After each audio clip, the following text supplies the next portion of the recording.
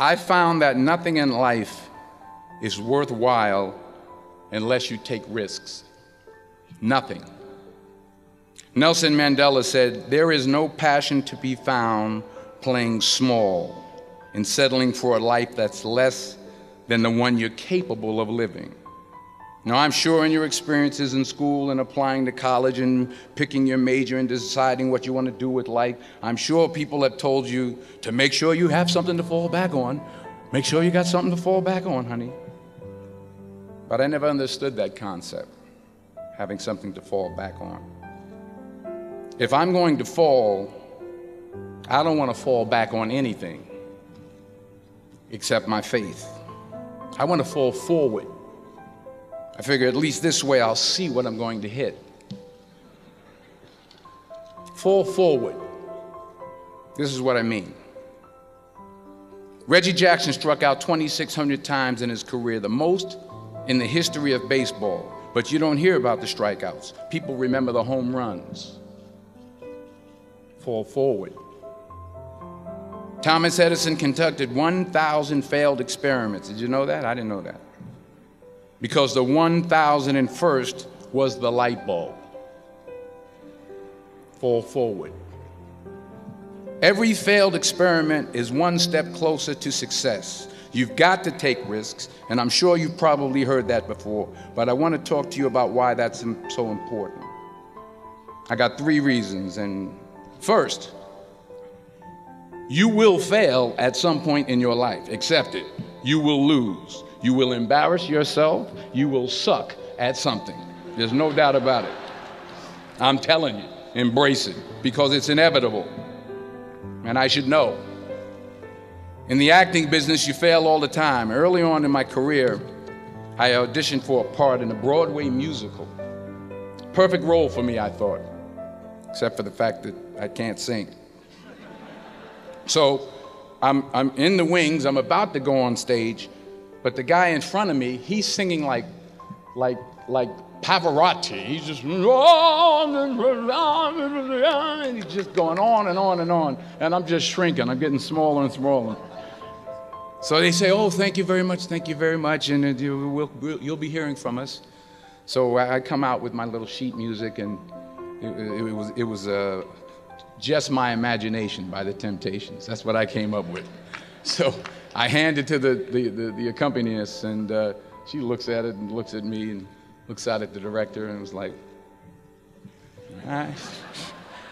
So I start, I'm going to sing. I'm like, "It's just my imagination once again, and they're coming away with me." And I'm not saying anything, so I'm thinking I'm getting better. So I start getting into it.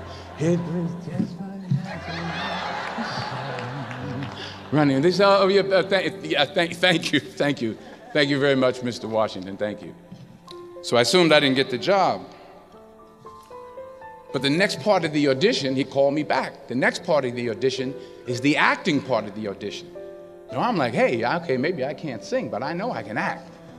So they pair me with this guy, and again, I didn't know about musical theater. And musical theater is big, so they can reach everyone all the way in the back of the stadium. And I'm more from a realistic, naturalistic kind of acting where you actually talk to the person next to you. So I don't know what my line was. My line was, "Well, hand me the cup."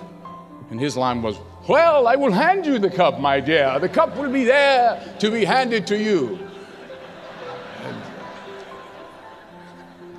I said, "Oh, okay." "Well, should I give you the cup back?" "Oh, yes, you should give it back to me, because you know that is my cup and it should be given back to me." I didn't get the job. But here's the thing. I didn't quit. I didn't fall back. I walked out of there to prepare for the next audition, and the next audition, and the next audition. I prayed.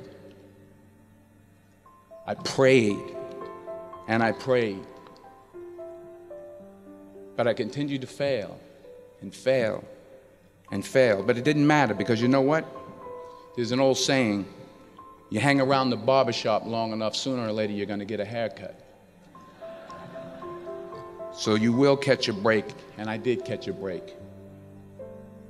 Last year, I did a play called Fences on Broadway.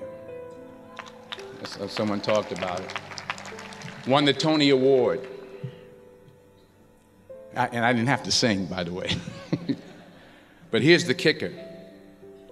It was at the Court Theater. It was at the same theater that I failed that first audition 30 years prior. The point is, every graduate here today has the training and the talent to succeed. But do you have the guts to fail? Here's my second point about failure. If you don't fail, you're not even trying. I'll say it again. If you don't fail, you're not even trying. My wife told me this great expression. To get something you never had, you have to do something you never did. Les Brown's a motivational speaker. He made an analogy about this. He says, imagine you're on your deathbed, and standing around your deathbed are the ghosts representing your unfulfilled potential. The ghost of the ideas you never acted on. The ghost of the talents you didn't use.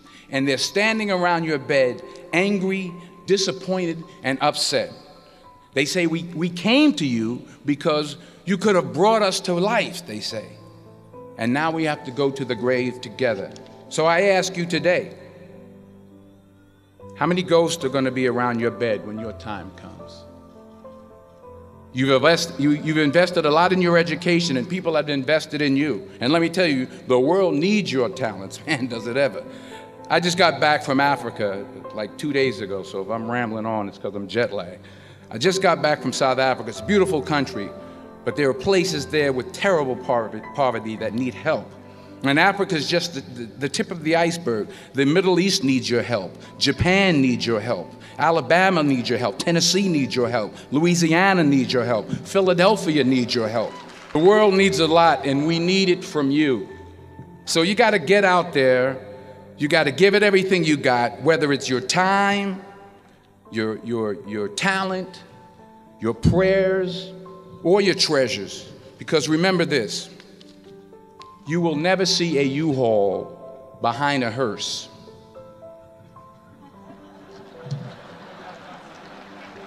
I'll say it again. You will never see a U-Haul behind a hearse. You can't take it with you. The Egyptians tried it, and all they got was robbed.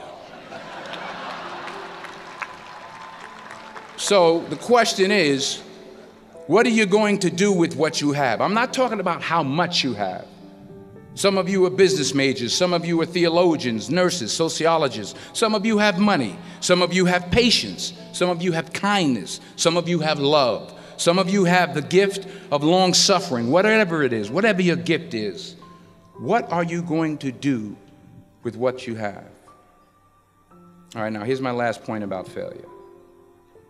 Sometimes it's the best way to figure out where you're going.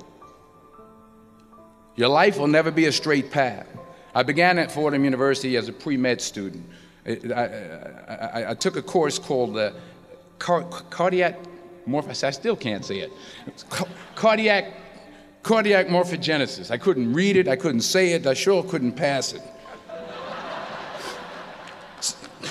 So then I decided to go into pre-law, then journalism. And with no academic focus, my grades took off in their own direction. Yeah, down. I was a 1.8 GPA one semester, and the university very politely suggested that it might be better to take some time off. I was 20 years old. I was at my lowest point. And then one day, and I remember the exact day, March 27th, 1975, I was helping my mother in her beauty shop. My mother owned a beauty shop up in Mount Vernon. And there was this older woman who was considered one of the elders in the town. And I didn't know her personally, but I was looking in the mirror, and every time I looked at the mirror, I could see her behind me, and she was staring at me. She just kept looking at me. Every time I looked at her, she kept giving me these strange looks. So she finally took the dryer off her head and said She said something I'll never forget. First of all, she said, somebody give me a piece of paper. Give me a piece of paper. She said, young boy, I have a prophecy, a spiritual prophecy. She said, you are going to travel the world and speak to millions of people. Now, mind you, I'm 20 years old. I'm flunked out of school. In fact, like a wise ass, I'm thinking to myself, maybe she's got something in that crystal ball about me getting back into school next fall.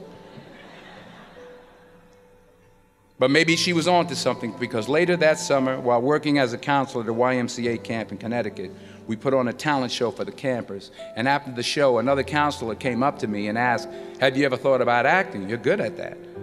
So when I got back to Fordham that fall, I got in and I changed my major once again for the last time.